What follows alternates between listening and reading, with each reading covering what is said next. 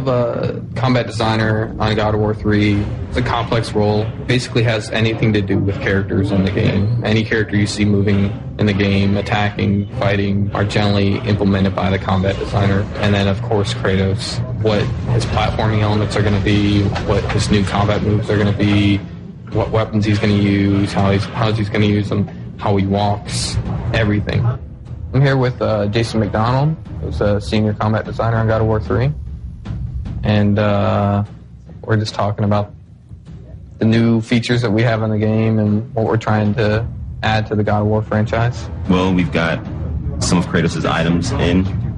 He can grab a head and he can light stuff up. Now that we can play with lighting in God of War 3, we can make the entire room dark, have enemies that are attacking you in the dark, can't be seen. And when you light them up with the head, they light up for a limited amount of time, so you can attack them while you can see them, but then they are constantly disappearing. You get to parts where it's completely pitch dark and you hear the guys scream in the background. You use the Helios head to, find out where they are. The strategy gameplay, the combat side of it turns into you have to keep these guys lit to be able to hit them, otherwise you get screwed and they just destroy you in the dark.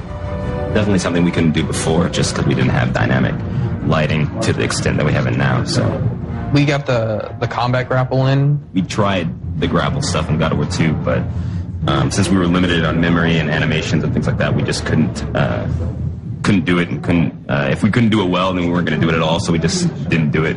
But now we have more space, more memory. Kratos is a very strong character, so when he grapples an enemy, he kind of just charges right in and plows through everybody. So the grapple system is exactly like that. You can launch somebody in the air and you grapple them and you apply yourself right into the air, right into them. If there's a crowd of enemies, you'll apply yourself through all of them. All this stuff was set up on Jason's free time.